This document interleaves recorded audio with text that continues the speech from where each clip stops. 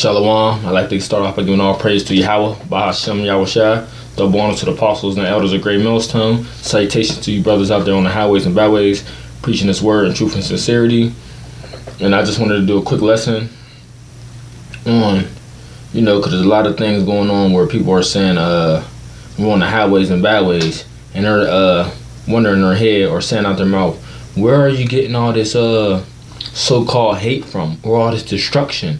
What Bible are you reading? Is that coming out the Bible? Yes, it's the same Bible that you got on the side of your bed on the mantle collecting dust, or got your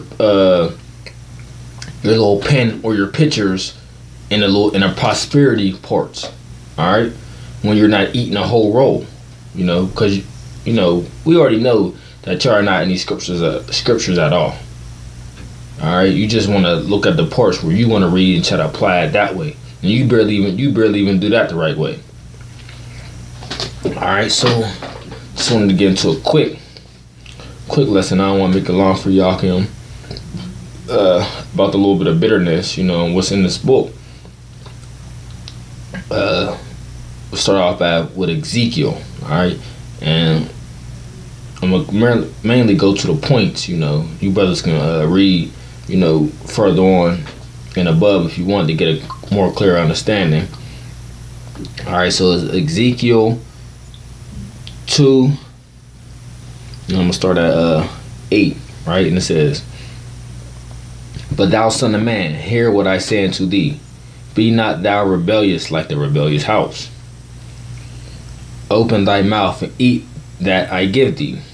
And when I looked, behold, and hand was sent unto me, and lo, a roll of a book was therein." Alright, so Ezekiel was given the scriptures. And he spread it before me, and it was written within and without, and there was written therein lamentations and mourning and woe. And woe means what? Destruction. Alright, and it says, verse 3, start at chapter 3, it says, "Moreover, he said unto me, Son of man, eat that thou findest, eat this roll, and speak unto" who? "The house of Israel. So I opened my mouth, and he caused me to eat that roll. And he said unto me, Son of man, cause thy belly to eat, and fill thy bowls with this roll, that I give thee. Then did I eat it, and it was in my mouth as honey for sweetness." Alright. So for instance, when brothers are just coming in this truth, this truth is sweet. Just like honey, like it says, because you find out, I'm not a so-called African American. I'm an Israelite, from the tribe of Judah. Or I'm not a Mexican. I'm an Israelite from the tribe of Issachar, and so on and so on.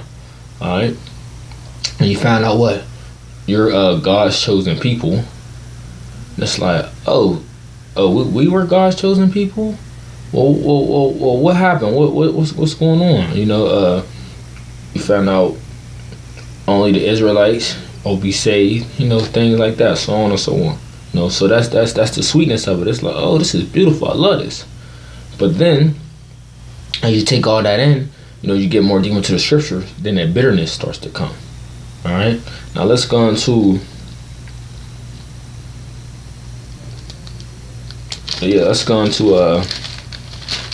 this is bitterness, for a lot of different people, right? Alright, and let's go to Ezekiel 9, verse 4. It says, "And the Lord said unto him, Go through the midst of the city, through the midst of Jerusalem, and set a mark upon the foreheads of the men that sigh and that cry on all the abominations that be done in the midst thereof." Alright, so it's telling angels to set a mark on the men that sigh and crying, that's on the highways and byways, complaining about the abominations and all the wickedness that's going on in the world right now. Right? Because everyone's not, they're not signing and crying. They're just going on with the flow of this wicked queendom, what you call America. It's in the scriptures that's called Babylon the Great. All right, and it says, "And to the others he said in my hearing, Go ye after him through the city and smite. Let not your eyes spare, neither have ye pity." All right, so not sparing no one and not having pity on no one. And it says what? Now this is bitter that a lot of people don't want to take in. It says, "Slay utterly old and young, both maids and little children and women. But come not near any man whom is the mark, and begin at my sanctuary. Alright? So the go back up a little bit. It says slay utterly old and young. Because what? The Most High is not a respecter of persons. Alright? And it says slay utterly old and young. So you be an old man or an old woman, Most High don't care about that. You're being wicked. You're being wicked. You know, you be little kids and things like that. You're being wicked. Period. You know. And it says now, but come not near any man upon who has the mark. Now, when you go into that Hebrew word mark right there, that means the wall, ta'ab, means exempt. All right. So you'll be exempt. You'll have the mark of exemption of the thing of destruction while it's coming upon everybody else. You'll have that mark.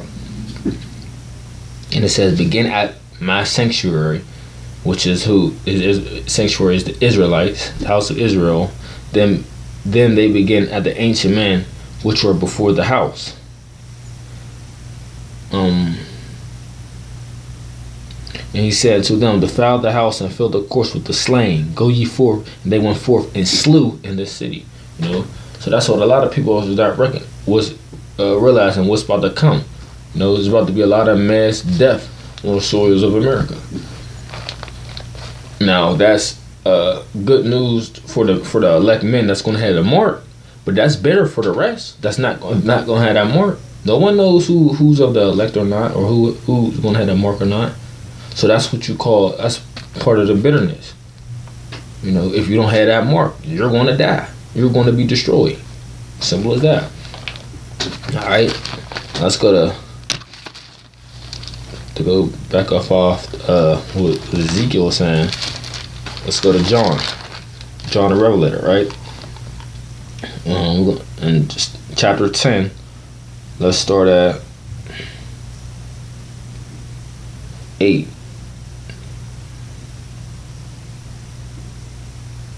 No, we'll start at 9. It says, and I went into the angel and said unto him, give me the little book. And he said unto me, take it and eat it up, and it shall make thy belly bitter, but it shall be as thy mouth as sweet as honey. Now I just went in before when I was speaking of Ezekiel, different things of why it may be sweet, but why it'll make you the belly bitter. I'm gonna go into that. Go into another reason why. It says, and I took the little book out of the angel's hand and ate it up, and it was in thy mouth sweet as honey. And as soon as I had eaten it, my belly was bitter. All right, now,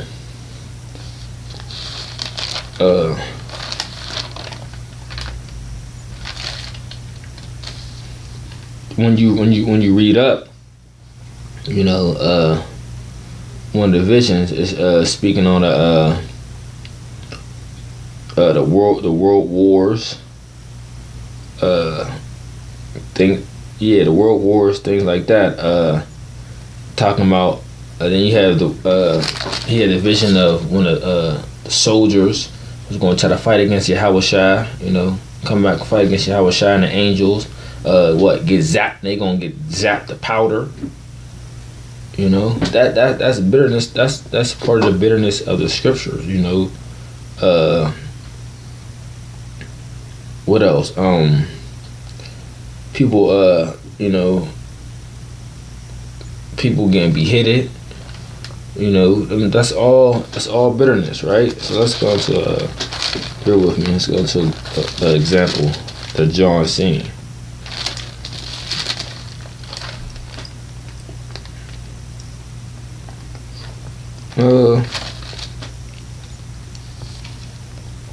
We could just jump into the 9th chapter, and it says we start at verse 12. It says, one woe is past, and behold, there come 2 woes more after. Hereafter.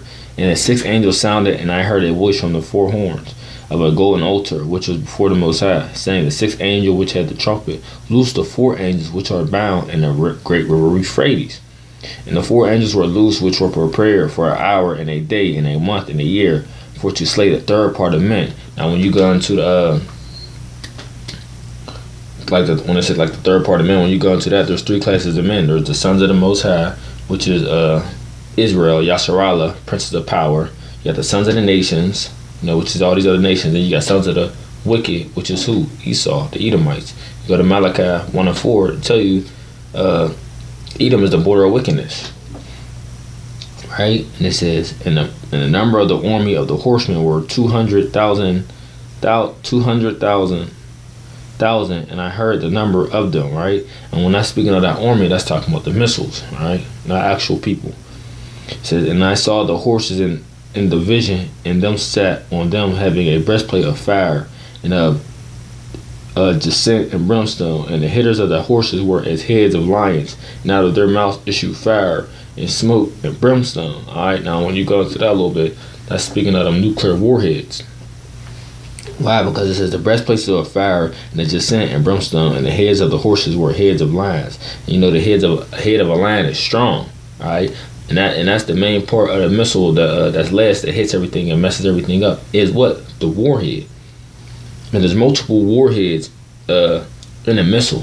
It's not just one warhead. There's a lot of warheads that has a whole bunch inside, just compact all together, as you may say. It says out of their mouth issue fire and smoke and brimstone. By these three was the third part of the men killed by fire, and by the smoke and by the brimstone which issued out of their mouths. For their power was in their mouth and their tails. For their tails were like unto serpents, and had heads, and with them they do hurt. Alright, so and that speaks for the tail, because it has the power and the force behind it, driving it too as well. It says, and the rest of the men which were not killed by these plagues repented not of the works of their hands, that they should not worship devils and idols of the gold and silver and brass and stone and of wood, which neither can see nor hear or walk, neither repented they of their murders, nor of their sorceries, nor of their fornications, not of their thefts.